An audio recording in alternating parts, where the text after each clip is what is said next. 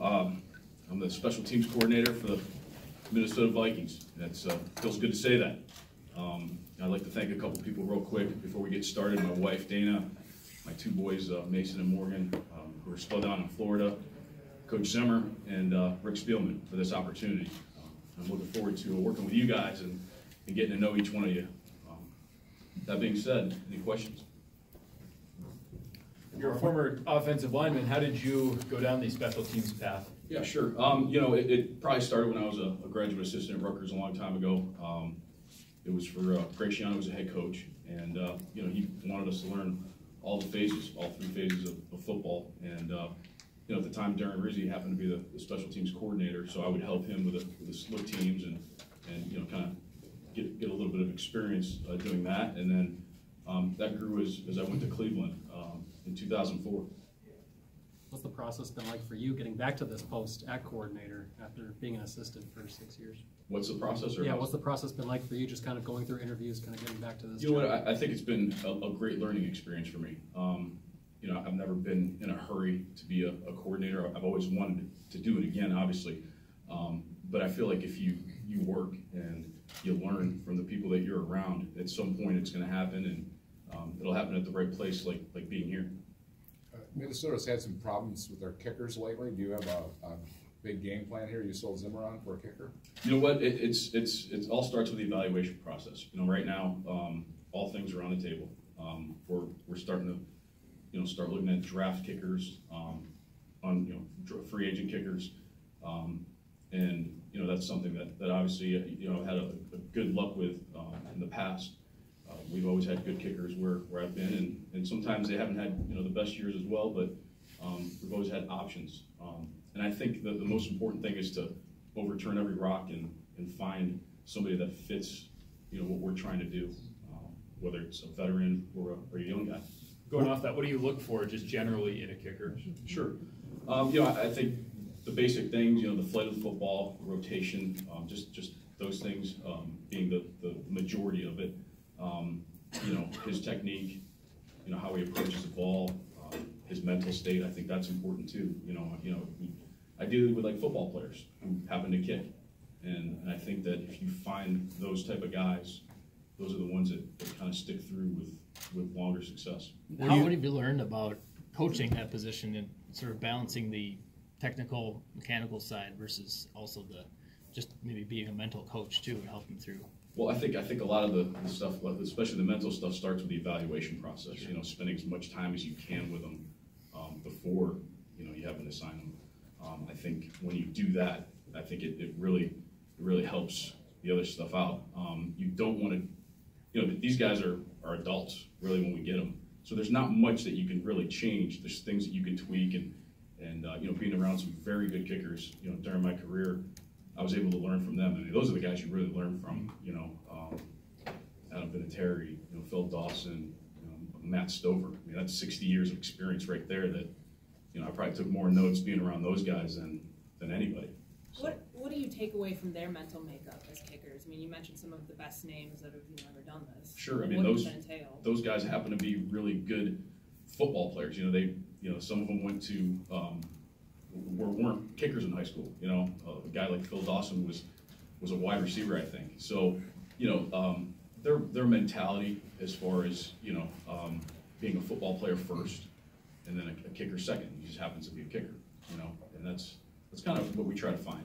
What is your approach when you're dealing with a kicker that may be going through struggles? I mean, do you talk to him more? Do you go through film, or what is your approach? I think it starts with what type of person he is.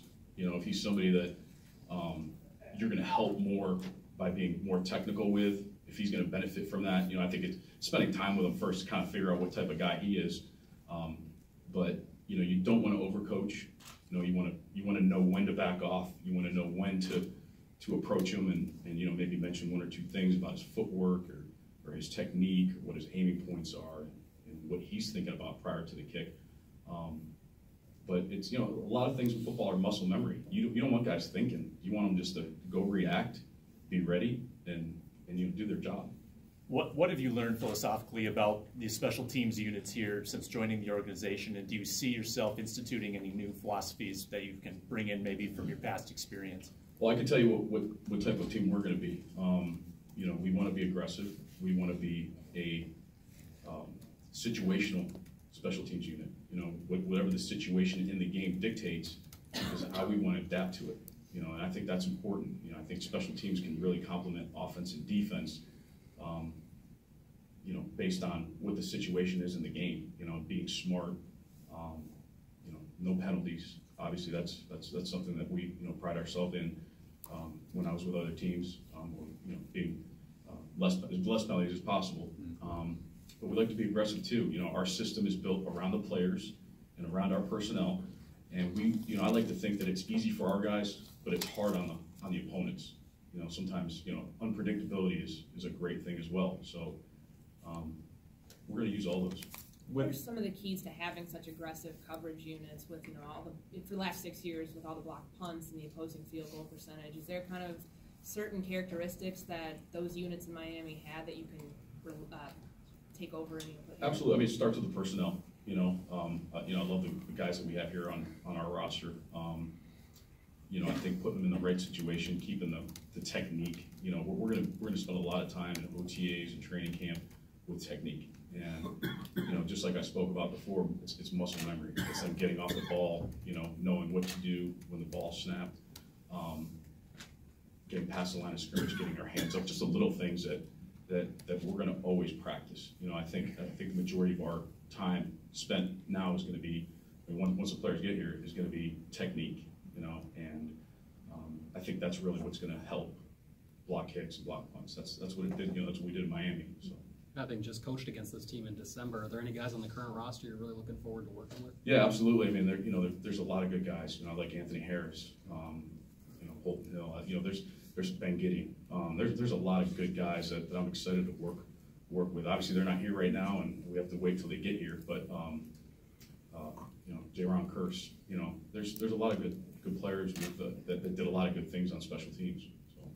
How much of a priority is it going to be to evaluate the existing specialists who are going to be free agents and deciding whether or not to retain?